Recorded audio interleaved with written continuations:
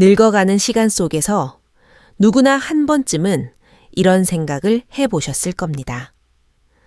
나중에 내가 더 나이가 들어 기력이 쇠했을 때 평생 일궈온 그 소중한 노후 자금을 누구에게 맡겨야 가장 안심할 수 있을까? 많은 이들이 당연하게도 가장 사랑하는 내 자식이라고 답할 것입니다. 하지만 만약 당신이 온 마음과 힘을 다해 키워낸 그 자녀가 당신이 가장 절실하게 도움이 필요할 때 당신을 짐처럼 여기기 시작한다면 어떨까요? 평생 피땀 흘려 모은 돈이 당신의 병원비가 아닌 자녀들의 개인적인 필요를 위해 잠시 빌려 쓴다는 명목으로 눈 깜짝할 새 사라져 버린다면요. 당신이 차에 쓰러지기도 전에 이미 처리해야 할 골칫덩이 취급을 받게 된다면 그때 당신은 무엇을 할 수 있을까요? 노후연금이 자식의 용돈으로 변질되고 따뜻한 안부 전화가 사치스러운 희망이 되어버릴 때 내 돈을 내가 쓰겠다고 말하면서도 자식의 눈치를 살펴야 하는 그 참담한 순간 노인의 존엄은 과연 어디에 남아 있을까요? 오늘 이야기의 주인공은 80세의 은퇴 노인 김명수 가명씨입니다. 그는 매달 250만 원의 공무원 연금을 받고 통장에는 평생 아껴 모은 1억 5천만 원의 예금이 있었습니다. 본래대로라면 걱정 하나 없을 평온한 노후여야 했지만 그는 자신이 가장 믿었던 아들이 자신의 생명줄 같은 돈을 마음대로 휘두를 것이라곤 꿈에도 상상하지 못했습니다. 한 번에 예기치 못한 사고로 병원에 입원하게 된 그에게 돌아온 것은 고독한 병실에서의 시간과 차갑게 식어버린 자식의 눈빛뿐이었습니다. 무너져 내린 부모 자식 간의 정 앞에서 그는 더 이상 아들의 효도를 기다리지 않기로 했습니다. 대신 그는 인생에서 가장 어렵지만 가장 명확하고 깨어있는 결단을 내렸습니다. 노년의 주도권을 스스로 되찾고 누구에게도 굽실거리지 않으며 눈치 보지 않는 당당한 삶을 다시 시작한 것입니다. 이제 명수 씨의 가슴 아픈 고백을 통해 우리 노년에게 가장 중요한 가르침이 무엇인지, 그리고 나이가 들면 내 돈을 어디에 두는 것이 가장 안전한지를 함께 들여다보겠습니다. 내 이름은 김명수, 올해 80입니다. 서울의 한 귀퉁이 엘리베이터도 없는 30년 된 낡은 5층 아파트에 살고 있지요. 아내는 10여 년 전 먼저 세상을 떠났고 아들이 가정을 꾸려나간 뒤로는 줄곧 이곳에서 혼자 지내왔습니다. 매일 아침 저는 손수 흰 죽을 끓이고 밑반찬 몇 가지를 꺼내 식사를 합니다. 밥을 먹고 나면 양지바른 베란다에 앉아 길을 지나는 사람들을 구경하곤 하는데 그 시간이 제 하루 중 가장 편안한 순간입니다. 나이는 들었어도 몸은 제법 건강한 편이었습니다. 다리가 조금 불편하긴 했지만 걷는데 큰 지장은 없었죠. 다만 겨울이면 무릎이 시리도록 아파와 계단을 오를 때마다 마치 형벌을 받는 기분이 들기도 했습니다. 제 삶은 단조롭습니다. 수십 년을 그렇게 혼자 보냈기에 익숙해질 대로 익숙해졌죠. 젊은 시절 공무원으로 일하며 월급은 많지 않았지만 성실하게 살았습니다.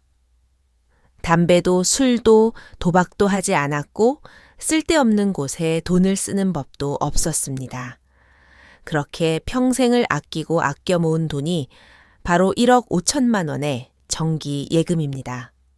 남들에겐 대단한 액수가 아닐지 몰라도 저에게는 입을 것 못 입고 먹을 것 못 먹으며 한 푼, 두 푼 모은 소중한 노후의 버팀목이었습니다.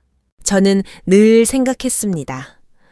내가 정말 움직이지 못하게 되거나 병에 걸려 입원하더라도 이 돈만 있으면 간병인도 쓰고 좋은 요양시설에 들어가 자식들에게 짐이 되지 않을 수 있겠지. 자식에게 노후를 기댈 생각은 애초에 없었습니다. 아들도 제 가정을 책임지느라 집대출에 차 할부금에 고생이 많을 텐데 늙은 아비까지 짐을 얹어주고 싶지 않았으니까요. 그저 내가 세상 떠나는 날, 이 돈으로 깔끔하게 정리하고 남에게 폐 끼치지 않고 갈 수만 있다면 그것으로 족하다고 믿었습니다. 하지만 운명은 가끔 예고 없이 변덕을 부리더군요. 어느 날 새벽 여느 때처럼 죽을 끓이려고 주방으로 향하던 길이었습니다. 문턱을 넘어서는 순간 발이 미끄러지면서 그대로 바닥에 고꾸라지고 말았습니다. 머리는 문설주에 부딪히고 무릎은 타일 바닥에 쾅 소리가 나도록 찧었습니다. 온몸에서 힘이 빠지고 식은땀이 비 오듯 흘렀습니다. 일어서려 애썼지만 다리가 말을 듣지 않았고 무릎은 바늘로 찌르는 듯한 통증에 비명조차 나오지 않았습니다. 눈앞이 캄캄해지면서 머릿속엔 이제 끝인가 보구나 하는 생각만 맴돌았습니다. 다행히 거실 탁자 위에 두고 온 휴대폰이 손에 닿는 거리에 있었습니다. 뱀처럼 팔을 길게 뻗어 겨우 휴대폰을 쥐고 119에 먼저 전화를 건 뒤 아들에게 전화를 걸었습니다. 그때의 그 막막하고 무력한 기분은 평생 다시는 겪고 싶지 않은 공포였습니다. 병원에 실려가니 무릎뼈에 금이 갔다고 하더군요. 최소 2주 동안은 절대 안정을 취하며 누워 있어야 한다는 진단이 내려졌습니다. 첫날 밤 아들 지훈이와 며느리 혜진이가 과일 몇 알을 들고 찾아왔습니다. 1시간도 채 앉아있지 않던 아들이 말하더군요. 아버지 간호사분들이 다 알아서 해주실 테니 걱정 말고 푹 쉬세요. 고개를 끄덕였지만 가슴 한 구석이 텅 빈 것처럼 허전했습니다. 둘째 날부터 자식들의 모습은 보이지 않았습니다. 전화를 걸어도 회의 중이다 애를 데리러 가야 한다며 바쁘다는 핑계뿐이었죠.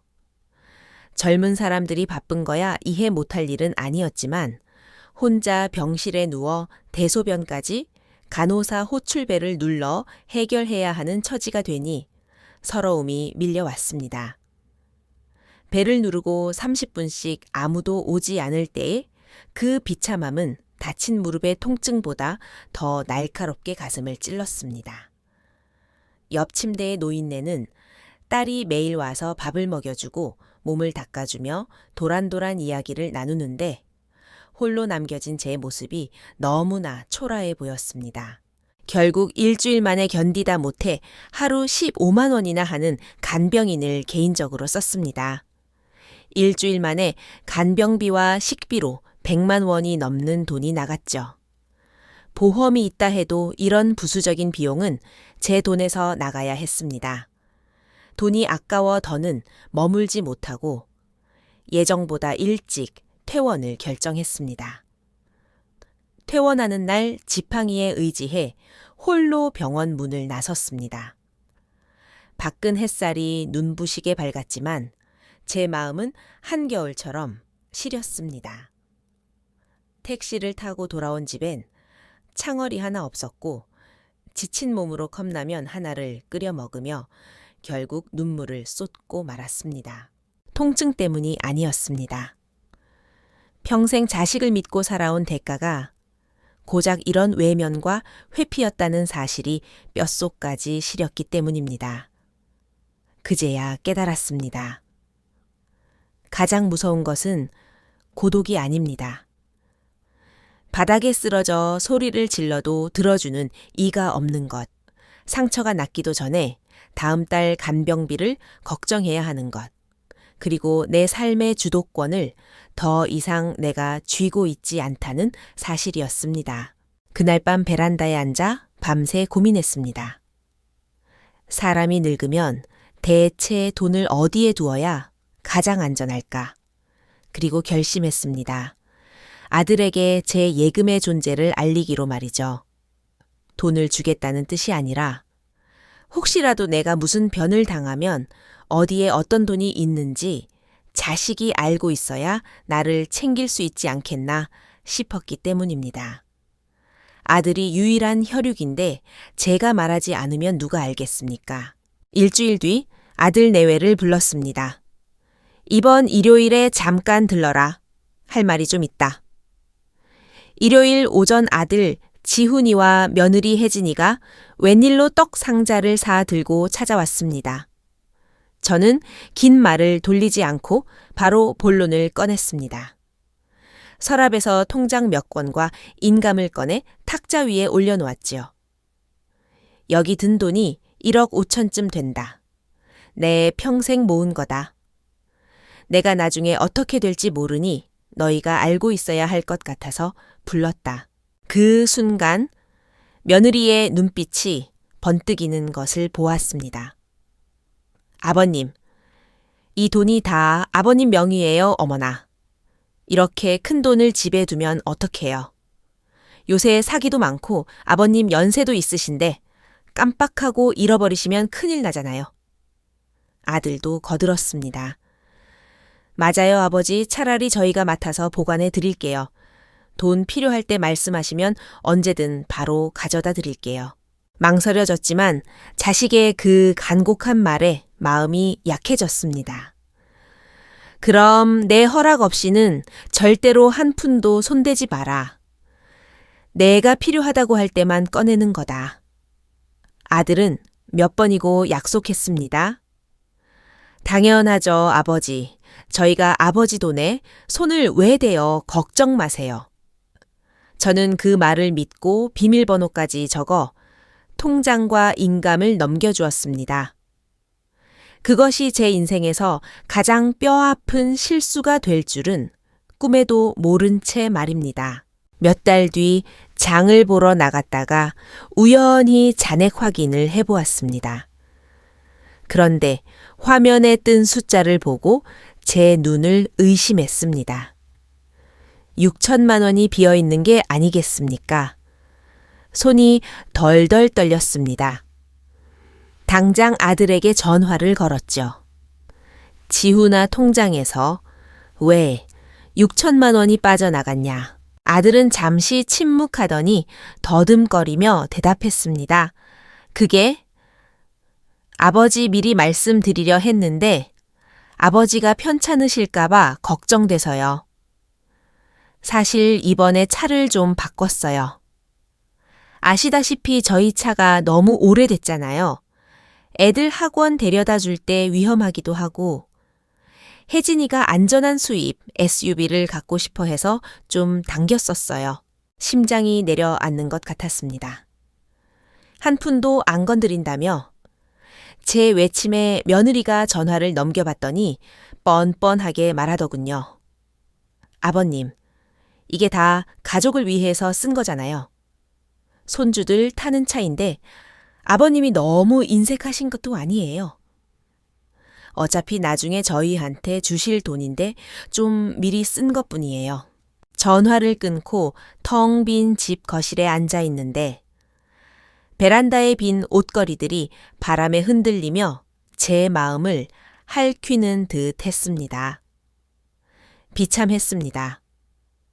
평생 아껴온 내 돈이 자식의 사치품으로 변했는데 사전 고지조차 없었습니다. 진짜 지옥은 그 다음부터였습니다. 무릎 통증이 다시 도져 거동이 힘들어지자 아들에게 며칠만 가서 지내도 되겠냐고 물었습니다. 돌아온 답은 차가웠습니다. 아버지, 저희도 맞벌이라 바빠요. 아버님 모실 형편이 안 돼요. 그냥 반찬 배달시켜 드시고 좀 참아보세요. 제 돈으로 간병인을 쓰게 통장을 돌려달라고 하자 아들은 소리를 질렀습니다. 아버님, 지금 우리 못 믿으시는 거예요. 이제 와서 통장 내놓으라고 하면 우린 뭐가 돼요? 나중에 아버지 돌아가시면 장례는 누가 치러요? 이런 식이면 저희도 몰라요. 자식은 제 약점을 정확히 알고 있었습니다. 내가 무엇을 두려워하는지 그 두려움을 이용해 내 돈을 장악하려 했습니다. 그날 밤 저는 컵라면에 뜨거운 물을 붓다가 왈칵 눈물을 쏟았습니다. 피보다 진한 것이 전기라 믿었건만 돈 앞에서는 그 피조차 차갑게 식어버린다는 것을 여든이 되어서야 깨달은 것입니다. 절망의 나날을 보내던 중 옛 동료였던 상호 형에게서 연락이 왔습니다. 형은 이미 실버타운에 들어가 살고 있었지요. 명수야, 나 여기서 지내는 거 너무 만족한다. 자식들 눈치 안 보고 삼시세끼 따뜻한 밥 나오고 아프면 바로 봐줄 사람이 있으니 천국이 따로 없어. 다음 날 저는 지팡이를 짚고 형이 있다는 실버타운을 찾아갔습니다. 그곳은 정갈하고 조용했습니다. 무엇보다 그곳 노인들의 표정이 밝았습니다. 누군가의 짐이 아니라 자신의 삶을 스스로 영위하는 주인의 모습이었습니다. 비용을 알아보니 제 연금으로도 충분히 감당할 수 있는 수준이었습니다. 저는 결심했습니다. 내 인생의 마지막 몇 년은 사람답게 내 의지대로 살겠노라고 말입니다. 다음 날 새벽 저는 신분증과 도장을 챙겨 들고 은행으로 향했습니다. 통장 분실 신고를 하고 비밀번호를 바꿨습니다. 그리고 남은 돈을 모두 새 계좌로 옮겼습니다. 1억 원이 채 안 되는 돈이었지만 그 돈을 되찾는 순간 저는 비로소 자유를 느꼈습니다. 그리고 아들 집을 찾아가 폭탄 선언을 했습니다. 나 실버타운 들어간다. 통장은 내가 다시 다 정리했다. 내 돈 가지고 내 인생 살 거다. 너희가 쓴 6천만 원은 키워준 값이라 생각하고 안 받으마. 하지만 앞으로는 내 인생에 참견 마라.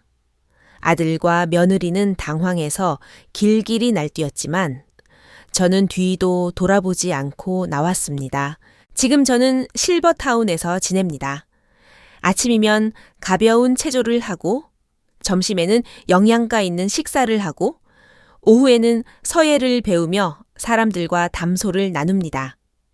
가끔 아들에게서 아버지 잘 계세요 하고 문자가 오지만 예전처럼 가슴이 설레지는 않습니다. 다만 내 손에 내 인생을 결정할 수 있는 돈과 권리가 있다는 사실에 안도할 뿐입니다. 여러분, 나이가 들면 내 자존심은 내 주머니에서 나옵니다. 자식에게 돈을 주면 효도를 받을 것 같지만 현실은 그 반대인 경우가 많습니다. 내 돈을 내가 쥐고 있어야 자식도 나를 함부로 대하지 못하고 나 또한 비굴해지지 않습니다. 지금 혹시 자식에게 돈을 다 내어주고 방 한 구석에서 눈치를 보고 계신가요? 더 이상 참지 마세요. 늦지 않았습니다.